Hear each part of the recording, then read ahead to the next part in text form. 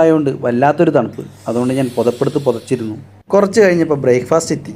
ഇഡ്ഡലി, വട, ചട്നി, സാമ്പാർ. വെറുതെ പറയല്ല കേട്ടോ, ബ്രേക്ക്ഫാസ്റ്റ് അടിപൊളി, നല്ല ടേസ്റ്റ്. അപ്പോൾ കുറച്ച് സമാധാനം തോന്നി. എന്താന്ന് വെച്ചാൽ ബാംഗ്ലൂർ എത്തിയാലും ഇതുപോലത്തെ കുഴപ്പമില്ലാത്ത ഫുഡൊക്കെ ആയിരിക്കും. എന്ത് മോശമായാലും കുഴപ്പമില്ല, ഫുഡ് ബെസ്റ്റ് ആയിരിക്കണം നമുക്ക്. അതിനിടയിൽ നാട്ടിൽ നിന്ന് ഒരുത്തം വിളിച്ചിട്ടുണ്ടായിരുന്നു കേട്ടോ. മച്ചാ കമ്പാർട്ട്മെന്റിൽ ലേഡീസ് ഒക്കെ ഉണ്ടോ എന്ന് പറഞ്ഞു. സംസാരിച്ച് പോവായിരിക്കൂലേ എന്നൊക്കെ അവന് പ്രൂഫായിട്ട് കാണിക്കാൻ വേണ്ടിയായിരുന്നു ഈ വീഡിയോ എടുത്തത് കേട്ടോ. ഞാൻ ട്രെയിൻ കയറുമ്പോൾ തന്നെ എല്ലാവരും ഉറക്കത്തിലായിരുന്നു. നേരം വെളുത്ത് എണീക്കുമ്പോഴോ കമ്പാർട്ട്മെന്റിൽ ആരുമില്ലായിരുന്നു. ഞാൻ ആരോടും അങ്ങോട്ട് സംസാരിച്ച് പോവാറുമില്ല, അതാണ് മെയിൻ. 2 മിനിറ്റേ ഉള്ളൂ ലൊക്കേഷൻ എത്താൻ. അതുകൊണ്ട് ബാഗും തുണിമണിയൊക്കെ എടുത്തിട്ടോ. അപ്പോൾ ഞാൻ ഇറങ്ങാൻ പോകുന്ന സ്റ്റോപ്പാണ് യശ്വന്ത്പൂർ. ലൈഫിൽ ആദ്യമായിട്ടാണ് ഞാൻ ബാംഗ്ലൂർ കാണുന്നത്. നമ്മുടെ സുഹൃത്ത് എത്തുന്നത് വരെ കുറച്ച് അങ്ങോട്ടും ഇങ്ങോട്ട് തേരാപാര നടന്നു. പിന്നെ നേരെ മെട്രോ സ്റ്റേഷനിലേക്ക് പോയി. അങ്ങനെ നമ്മുടെ സുഹൃത്ത് എത്തി, ധനുഷ് ബ്രോ. നാട്ടിൽ നിന്നും എന്തെങ്കിലും സ്പെഷ്യൽ കൊണ്ടുവന്നോന്ന് പറഞ്ഞിട്ട് ബാഗ് തപ്പുന്നുണ്ടായിരുന്നു ആള്.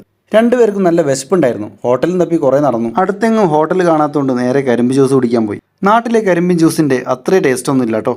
ഇവിടെ നിന്നും ഇനി അരമണിക്കൂർ യാത്രയുണ്ട് റൂമിലേക്ക്. അങ്ങനെ ടിക്കറ്റ് എടുത്ത് മെട്രോയിൽ പോകാൻ തീരുമാനിച്ചു. അങ്ങനെ മെട്രോയിൽ കയറി യാത്ര തുടർന്നു. നമുക്ക് പൊളിക്കാം, പൈസ ഉണ്ടാക്കാം എന്നൊക്കെ പറഞ്ഞിട്ടാണോ ഇയാൾ വിളിച്ചത്. എത്രത്തോളം സമ്പാദിക്കാൻ പറ്റുമെന്ന് നമുക്കൊന്ന് നോക്കാം. ബാംഗ്ലൂർ അല്ലേ, നല്ല ചെലവും ഉണ്ടാവും. അങ്ങനെ മെട്രോ